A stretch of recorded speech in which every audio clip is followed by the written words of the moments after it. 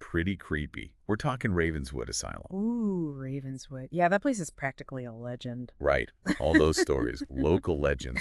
And we've got some excerpts here from a piece called The Haunting of Ravenswood Asylum. I love it. This one's pretty intense. Now, to make things even creepier, we're Oh. hearing this story through another No, story. a story within a story. I like it. Exactly. This is the story of Sarah Lawson. She's a paranormal podcast host, and she's investigating Ravenswood Mm. for her show. What's it called? Echoes in the Dark? Oh, I've heard of that one. It's good. So imagine you're listening to her podcast, and she's there at Ravenswood just as the sun's setting, Yeah. casting those long, creepy shadows. Oh, yeah. Perfect timing for a ghost hunt. Right. So she gets there with all her gear, Yeah. flashlight, recording. Please help. But you can hear this skepticism in her voice, like she's not totally convinced. Which makes it even better when things start to get weird. Exactly. So she's describing this massive building, all decayed and falling apart, broken windows, ivy creeping up the walls. Like skeletal fingers. Yeah, it's creepy. And she keeps mentioning this smell, burnt wood and something metallic. Ooh, that's unsettling. You know, they say that smell is the sense most closely tied to memory. Really? Yeah. Huh. So maybe that burnt wood smell, it's like a lingering trace of the fire that happened there years ago. Makes you think. So she pushes open these big iron gates. Mm-hmm. They groan, like this deep, unsettling groan. Gives me goosebumps just thinking about it. And she steps inside. Yeah.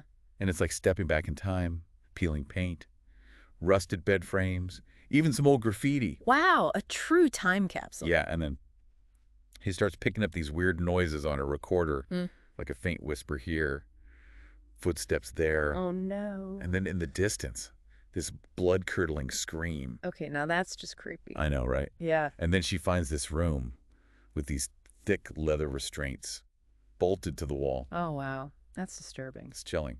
And then on the floor, she finds a medical chart. A medical chart. Yeah.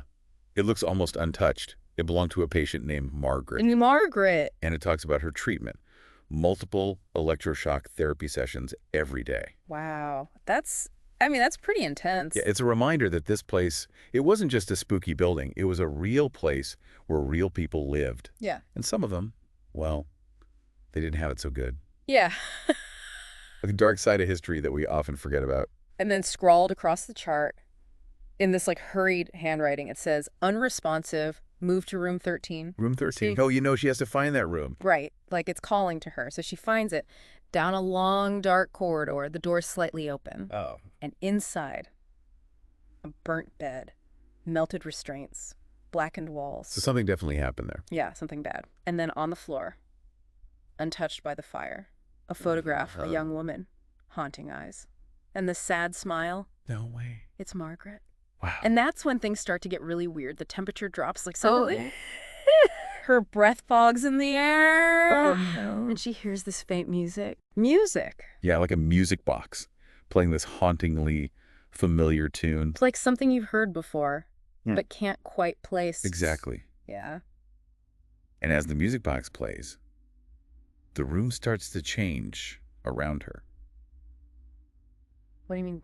Well, It's like yeah. the decayed room transforms Right. into this pristine ward. It's like stepping back in time. Whoa. So she's like experiencing the past. Yeah, it's wild. It's incredible. And then suddenly, it's like she's bombarded with sounds, doctors yelling, patients crying, the roar of a fire. Oh my God. Like the past is coming alive all around her. That's both fascinating and terrifying. And then through the chaos, she sees him, a shadowy figure, standing at the foot of a bed, a man in this, like, charred lab coat. Wait, is that Dr. Grayson? I think so. Her voice trembles as she whispers his name. Oh no, this is where it gets good.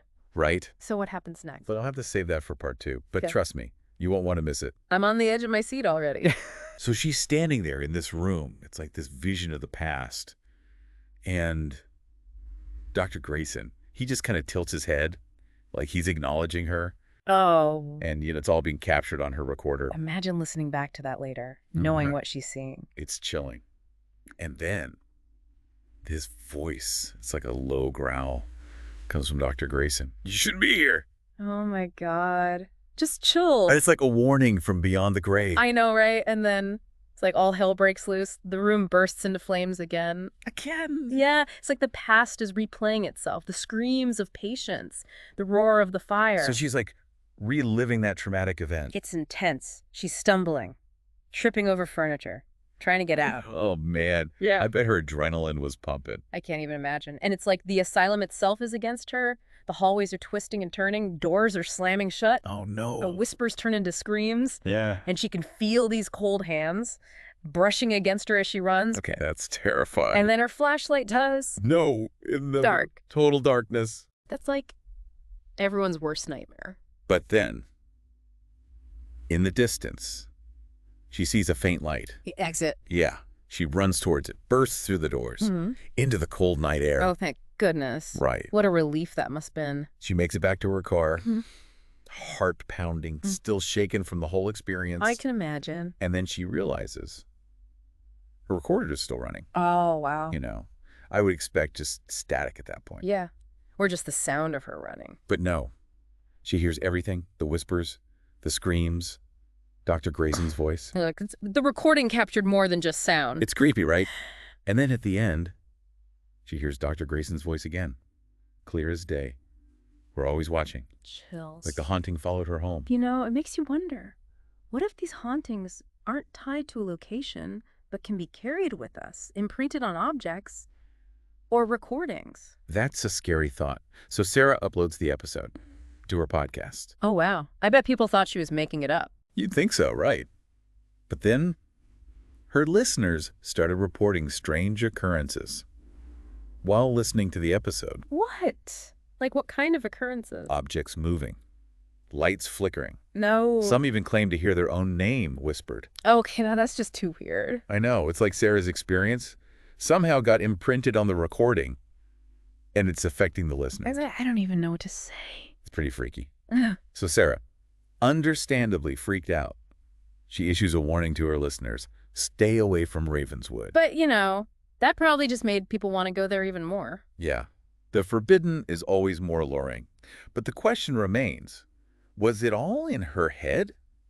Or did she encounter something truly supernatural? Now that's the big question, isn't it? It is. We know the human mind is powerful, especially in heightened states of fear. But then how do we explain the listener's experiences? Right. It's like there's this ripple effect. Yeah. And it makes you wonder, is there something more at play here? Something beyond our understanding? That's what I'm wondering. Yeah, it's easy to get caught up in the spooky stuff. Yeah. You know, the whispers, the shadows. But Margaret's story, it really makes you think. It does. It reminds us that this isn't just about ghosts. Real people were affected by what happened to Ravenswood. Right. I mean, that medical chart, the electroshock therapy, that note, unresponsive, moved to room 13. It's chilling. It is. It makes you question the practices back then, how they treated patients. And that photograph, her eyes, they were so haunting. Like she was trying to tell us something. Maybe she was. It's like Ravenswood is this place filled with layers of tragedy. You've got Sarah's experience, the listeners reporting those strange occurrences, and then Margaret's story. It's all connected. It's like a tapestry of darkness. So after hearing all of this, what do you think? Are those whispers on the recording just echoes of the past? Or is there something more going on? That's the question, isn't it? I don't know Yeah. if there's a clear answer. We can analyze this all we want, but some mysteries are just that. Enos. Mysteries. Maybe that's part of the appeal, the unknown. It leaves room for the imagination. It does. It makes us question our own perceptions, our understanding of reality. It makes you wonder if there's more to the world than we can see. Right. Are there forces at work that we don't fully understand? I think that's what makes ghost stories so enduring. They tap into that primal fear of the unknown. Me too. So as we wrap up our deep dive into Ravenswood, what's the one thing you want our listener to take away from all this? I think it's important to remember that these stories, they're not just about ghosts and hauntings. They're about us. They reflect our fears, our anxieties, our fascination with the unknown. That's a great point. And ultimately, I think they remind us that the world is a far more complex and mysterious place than we often realize. Well said. Well said. And who knows, maybe there's a bit of Ravenswood in all of us. That place where our fears and our imagination meet. Thanks for joining us on this deep dive. And until next time, keep exploring, keep questioning, and keep listening.